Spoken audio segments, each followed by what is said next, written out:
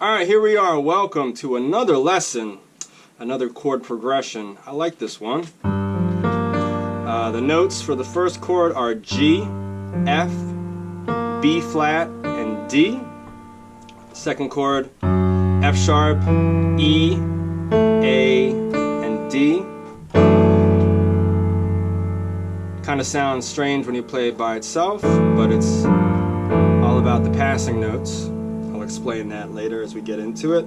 Last chord is F, E flat, A flat, and C. Just 3 chords in this progression.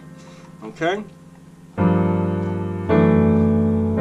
And of course, I always advocate to arpeggiate, to really hear inside the chord deeply. You can go from the bottom up and also the top down.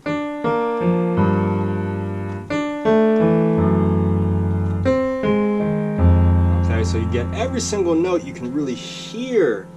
You can hear what's going on. There's no ambiguity. You know. A lot of times when you just hear chords and they're played all together, especially if the ear is still getting acclimated to hearing these tones, you're kind of not sure how the chords are structured or what the notes are.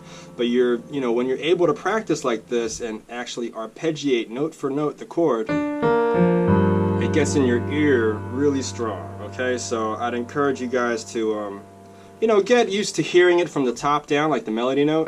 Melody's always on top. And also from the bass note.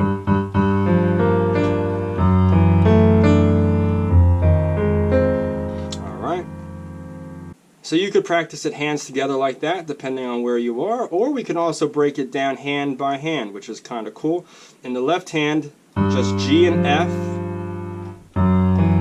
F sharp and E, F and E flat. And what do you know, actually, once you get this interval, which is a dominant 7th, by the way, in terms of half steps, we always count half steps, not counting the first note. 1, 2, 3, 4, 5, 6, 7, 8, 9, 10. There are 10 half steps in a dominant 7. Okay, so that's the interval, the intervallic distance between these two notes. And what you'll realize is from G and F, going down a half step on each note, that's the second chord, and also down a half step on each note to the third chord. So this movement is very simple once you realize that it's just basically chromaticism. Okay, now what the right hand is doing, let's figure that out.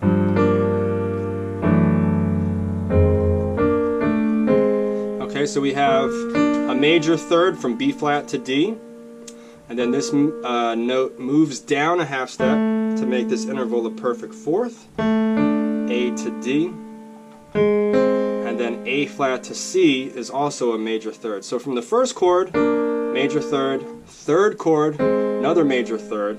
In between the second chord, we have a perfect 4th. Now it's really important to start thinking about music, especially when you're playing piano, in terms of the structure, the intervallic structure. It's really important to analyze this stuff, because this is the key to unlocking voicings and chord progressions basically in any key.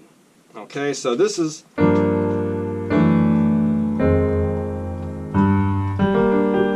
like the chord progression in the key of G minor, but now that we know these intervallic relations, we can actually take this chord progression and figure it out in a different key. So let's say, for instance, up a half step. Okay, there was an A flat minor. We know that we have the 4th here, and we didn't actually analyze. We can go another layer deeper and analyze all the intervals with 2 hands together. Let's go back to the original key. So G minor, 7th or dominant 7th. This interval is a 4th, major third, another 7th, 4th, another 4th, 7th, 7th, 4th, major 3rd, okay?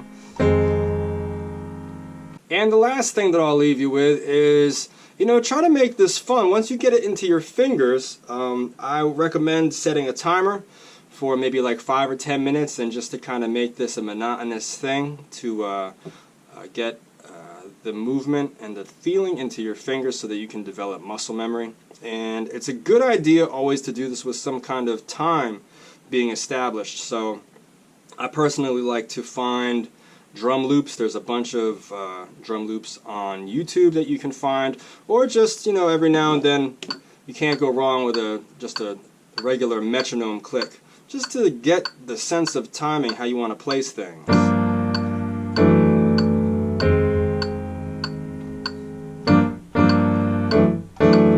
And you can experiment with different rhythms, and you know, give different movement. It doesn't have to be that you play everything you know, together all at once. So once you get the notes in your fingers, you're able to kind of like play around with the way that you color in terms of the texture.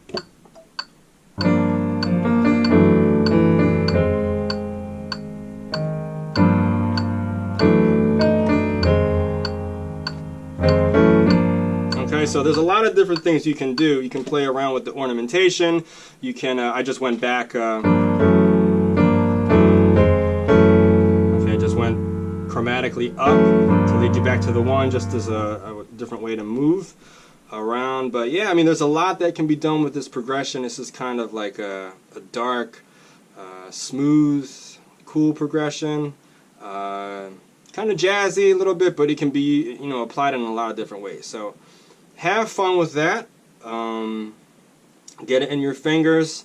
Let me know what you think. You know, feel free to leave comments if you have any suggestions of other things that you'd like to learn. Thanks for watching, and tune in for next time.